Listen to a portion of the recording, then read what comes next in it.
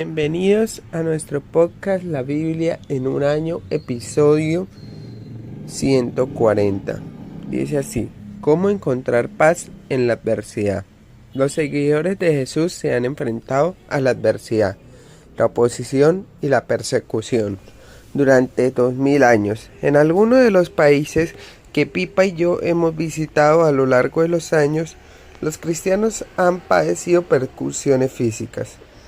En nuestra época no sufrimos persecución física en el occidente. Sin embargo, al ver algunos de los mensajes emergentes que salen de aquellos con la intención declarada de erradicar la fe, está claro que la agresión y la vehemencia de los ataques pueden aumentar. La oposición está por venir. Aquellos que desean vivir piadosamente en Cristo Jesús serán perseguidos. La oposición proviene tanto de aquellos que están lejos de nosotros, los filisteos en el pasaje del Antiguo Testamento para hoy, y tristemente a veces los más cercanos a casa, los fariseos en el pasaje del Nuevo Testamento. ¿Cómo encuentras paz en la adversidad? Ahora vamos a leer Proverbios 12, del 18 al 27. Dice así: hay hombres cuyas palabras son como golpes de espada, mas la lengua de los sabios es medicina. El labio veraz permanece para siempre, mas la lengua mentirosa solo por un momento. Engaño hay en el corazón de los que piensan el mal, pero alegría en el de los que piensan el bien. Ninguna adversidad acontecerá al justo, mas los impíos serán colmados de males. Los labios mentirosos son abominación a Jehová, pero los que hacen verdad son su contentamiento. El hombre cuerdo encubre su saber, mas el corazón de los necios publica la necedad. La mano de los diligentes señoreará, mas la negligencia será tributaria. La congoja en el corazón del hombre lo abate, mas la buena palabra lo alegra. El justo sirve de guía a su prójimo, mas el camino de los impíos le hace errar. El indolente ni aun asará lo que ha cazado, pero haber precioso del hombre es la diligencia. Primer punto: promueve la paz. El antídoto contra la oposición y el mal es caminar en el espíritu opuesto, ser de aquellos que promueven la paz. El escritor pone en contraste el engaño que hay en el corazón de los que traman el mal, con el gozo para los que promueven la paz. ¿Cómo puedes hacer esto? Primer punto: trae sanación. Promueve la paz con tus palabras. El charlatán hiere con la lengua como con una espada, pero la lengua del sabio brinda alivio. Las palabras son tan poderosas que pueden lastimar profundamente, pero también pueden sanar. Segundo, sé sincero. Los labios sinceros permanecen para siempre, pero la lengua mentirosa dura solo un instante. Las palabras veraces no solo son catárticas, sino que también tienen un impacto duradero. Permanecen para siempre. Tercero, sé moderado. Los necios hacen pública su necedad, pero los sabios no hacen alarde de sus conocimientos. El conocimiento es como la ropa interior. Es útil tenerla, pero no es necesaria mostrarla. El mero hecho de que sepas la respuesta no significa que debas darla. Siempre me impresiona la moderación de los anfitriones y ayudantes en alfa. Cuarto, sé amable. La angustia abate el corazón del hombre. Dios quiere que disfrutes la vida, que ayudes a los demás, que no te sientas agobiado por la angustia. Una palabra amable lo alegra. Mediante una palabra alentadora puedes transformar el día de una persona o incluso su vida. Ahora vamos a hacer una pequeña oración. Señor, ayúdame a ser una persona que promueve la paz y que pronuncia palabras de sanación, verdad, moderación y bondad. Ahora vamos a leer Juan 11 del 45. Dice así,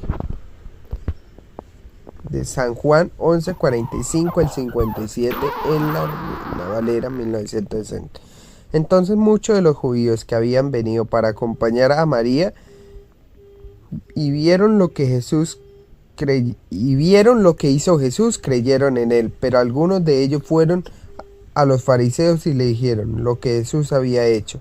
Entonces los principales sacerdotes y los fariseos reunieron el concilio y dijeron, ¿qué haremos? Porque este hombre hace muchas señales. Si le dejamos así, todos creerán en él. Y vendrán los romanos y destruirán nuestro lugar santo y nuestra nación. Entonces Caifás, uno de ellos, sumo sacerdote, aquel año les dijo, vosotros no sabéis nada, ni pensáis que nos conviene que un hombre muera por el pueblo, y no que toda la nación parezca. Esto no lo dijo por sí mismo, sino que como sumo sacerdote, aquel año profetizó que Jesús había de morir por la nación, y no solamente por la nación, sino también para congregar en uno a los hijos de Dios que estaban dispersos. Así que desde aquel día acordaron matarlo. Por tanto, Jesús ya no andaba abiertamente entre los judíos, sino que se alejó de allí a la región contigua al desierto, a una ciudad llamada Efraín, y se quedó allí con sus discípulos. Y estaba cerca la Pascua de los judíos, y muchos subieron de aquella región a Jerusalén antes de la Pascua para purificarse, y buscaban a Jesús. Y estando ellos en el templo se preguntaron unos a otros, ¿qué os parece? ¿No vendrá la fiesta? Y los principales sacerdotes y los fariseos habían dado orden de que si alguno supiese dónde estaba, lo manifestase, para que le prendiesen. Ahora vamos a leer San Juan 12 del 1 al 11. Jesús es ungido en Betania. 6 días antes de la Pascua vino Jesús a Betania, donde estaba Lázaro, el que había estado muerto y a quien había resucitado de los muertos.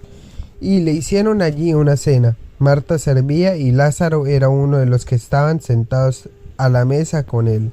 Entonces María tomó una libra de perfume de nardo puro de mucho precio y ungió los pies de Jesús y los enjuagó con sus cabellos, y la casa se llenó del olor del perfume. Y dijo uno de sus discípulos, Judas Iscariotes, hijo de Simón, el que había de entregar, ¿por qué no fue este perfume vendido por 300 denarios y dado a los pobres?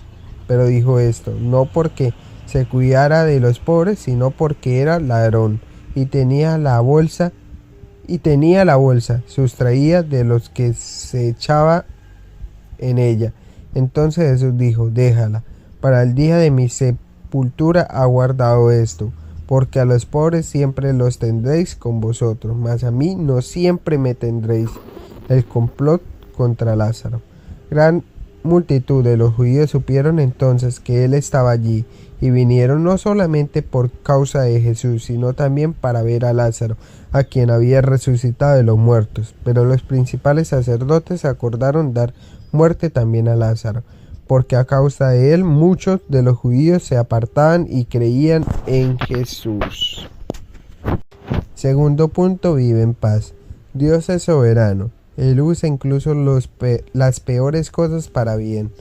Lo vemos claramente en la cruz, la peor de todas las maquinaciones de la historia, la tortura y el asesinato del inocente Hijo de Dios.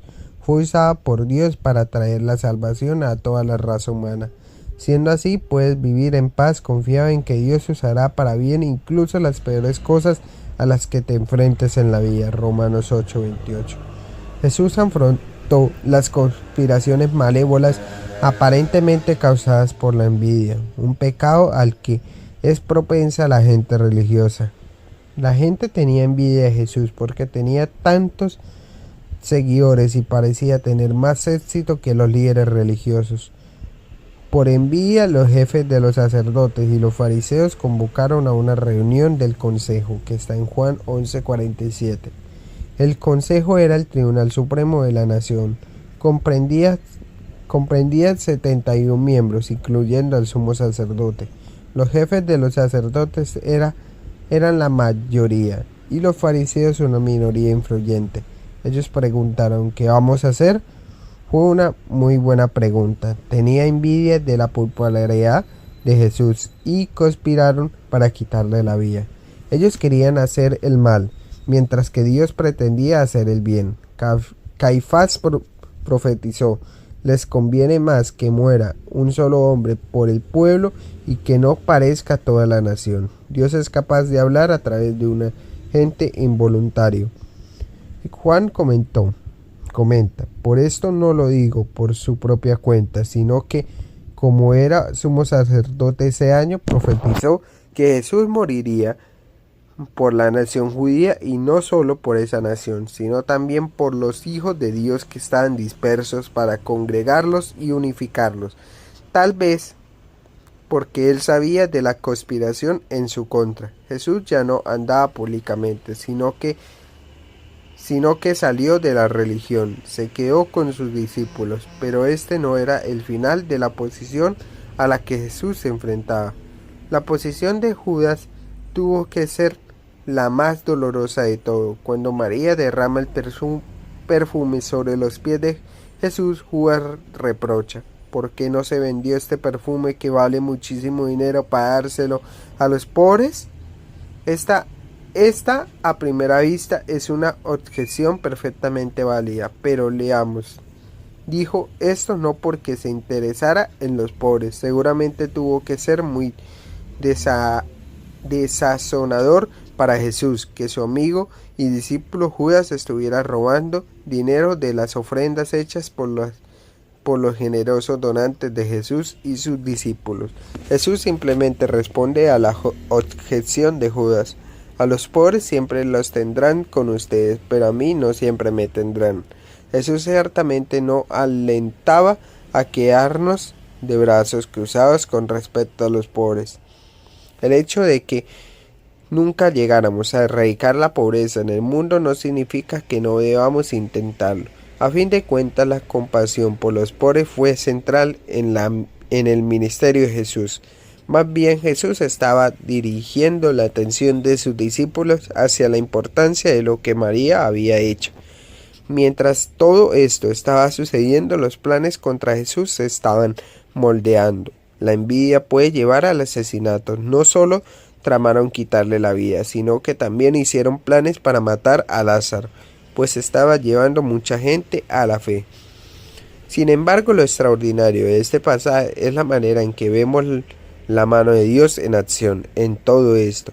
A pesar de la posición y el mal hecho, el plan final de Dios todavía siguió cumpliéndose. Lo que los oponentes de Jesús planearon para hacer el mal, Dios lo usó para hacer el bien. Ahora vamos a hacer una pequeña oración. Señor, gracias porque puedo vivir en paz, sabiendo en todo trabajas por el bien de los que te aman. Ahora vamos a leer 1 Samuel 5. El arca en la tierra de los filisteos. Cuando los filisteos capturaron el arca de Dios, la llevaron desde Eben-ezer a Zon, y tomaron los filisteos el arca de Dios y la metieron en la casa de Dagón, y la pusieron junto a Dagón. Y cuando al siguiente día los de Asdod se levantaron de mañana, he aquí Dagón postrado en tierra delante del arca de Jehová. Y tomaron a Dagón y lo volvieron a su lugar. Y volviéndose a levantar de mañana el siguiente día, he aquí que Dagón había caído postrado en tierra delante del arca de Jehová, y la cabeza de Dagón y las dos palmas de sus manos estaban cortadas sobre el umbral, habiéndole quedado a Dagón el tronco solamente. Por esta causa los sacerdotes de Dagón y todos los que entran en el templo de Dagón no pisan el umbral de Dagón en Asdod hasta hoy.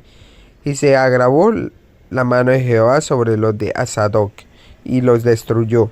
Los hirió con tumores en Asdod y en todo su territorio. Y viendo esto, los de Asdod dijeron: no quede con nosotros el arca del Dios de Israel, porque su mano es dura sobre nosotros y sobre nuestro Dios Dagón. Convocaron pues a todos los príncipes de los filisteos y le dijeron: ¿Qué haremos del arca del Dios de Israel? Y ellos respondieron: pásese el arca del Dios de Israel a Gat. Y pasaron allá el arca de Dios de Israel, y aconteció que cuando la habían pasado, la mano de Jehová estuvo contra la ciudad con gran quebrantamiento, y afligió a los hombres de aquella ciudad, desde el chico hasta el más grande, y se llenaron de tumores. Entonces enviaron el arca de Dios a Ecrón, y cuando el arca de Dios vino a Ecrón, los ecronitas dijeron a voces diciendo: han pasado a nosotros el arca del Dios de Israel, para matarnos a nosotros y a nuestro pueblo. Y enviaron y reunieron a todos los príncipes de los filisteos, diciendo: enviad el arca de Dios de Israel, y vuélvase a su lugar, y no nos mate a nosotros ni a nuestro pueblo, porque había consternación de muerte en toda la ciudad, y la mano de Dios se había agravado allí. Y los que no morían eran heridos de tumores, y el clamor de la ciudad subía al cielo. 1 Samuel 6. Los filisteos devuelven el arca. Estuvo el arca de Jehová en la tierra de los filisteos 7 meses. Entonces los filisteos llamando a los sacerdotes y adivinos preguntaron: ¿qué haremos del arca de Jehová? Hacednos saber de qué manera la hemos de volver a enviar a su lugar. Ellos dijeron: si enviáis el arca del Dios de Israel, no las envíes vacías, sino pagadle la expiación. Entonces seréis sanos, y conoceréis por qué no se apartó de vosotros su mano. Y ellos dijeron: ¿y qué será la expiación que le pagaremos? Ellos respondieron: conforme al número de los príncipes de los filisteos, 5 tumores de oro y 5 ratones de oro, porque una misma plaga ha afligido a todos vosotros y a vuestros príncipes. Haréis pues figuras de vuestros tumores y de vuestros ratones que destruyeron la tierra, y daréis gloria al Dios de Israel. Quizás aliviará su mano de sobre vosotros, y de sobre vuestros dioses, y sobre vuestra tierra, porque endurecéis vuestro corazón como los egipcios y Faraón endurecieron su corazón. Después que los había tratado así, no los dejaron ir y se fueron. Haced pues ahora un carro nuevo, y tomad luego 2 vacas que críen, a las cuales no haya sido puesto yugo, y uncid las vacas al carro, y haced volver sus becerros detrás de ellas a casa. Tomaréis luego el arca de Jehová, y la pondréis sobre el carro, y las joyas de oro que les habéis de pagar en ofrenda por la culpa, las pondréis en una caja al lado de ella, y las dejaréis que se vaya. Y observaréis si sube por el camino de la tierra de Bet-Semes. Él nos ha hecho este mal tan grande, y si no, sabremos que no es su mano la que nos ha herido, sino que esto ocurrió por accidente. Y aquellos hombres lo hicieron así. Tomando 2 vacas que criaban, las uncieron al carro, y encerraron en casa sus becerros. Luego pusieron el arca de Jehová sobre el carro, y la caja con los ratones de oro y las figuras de sus tumores. Y las vacas se encaminaron por el camino de Bet-Semes, y seguían camino recto, andando y bramando, sin apartarse ni a derecha ni a izquierda. Y los príncipes de los filisteos fueron tras ellas hasta el límite de Bet-Semes. Y los de Bet-Semes segaban el trigo en el valle, y alzando los ojos vieron el arca, y se regocijaron cuando la vieron. Y el carro vino al campo de Josué de Bet-Semes, y paró allí donde había una gran piedra. Y ellos cortaron la madera del carro y ofrecieron las vacas en holocausto. Y los levitas bajaron el arca de Jehová y la caja que estaba junto a ella, en la cual estaban las joyas de oro, y las pusieron sobre aquella gran piedra. Y los hombres de Bet-Semes sacrificaron holocausto y dedicaron sacrificios a Jehová en aquel día. Cuando vieron esto, los 5 príncipes de los filisteos volvieron a Ecrón el mismo día. Estos fueron los tumores de oro que pagaron los filisteos en expiación a Jehová: por Asdod 1, por Gaza 1, por Ascalón 1, por Gat 1 y por Ecrón 1. Y los ratones de oro fueron conforme al número de todas las ciudades de los filisteos, pertenecientes a los 5 príncipes. Así las ciudades fortificadas como las aldeas sin muro La gran piedra sobre la cual pusieron el arca de Jehová está en el campo de Josué de Bet-Semes hasta hoy. Entonces Dios hizo morir a los hombres de Bet-Semes porque habían mirado dentro del arca de Jehová.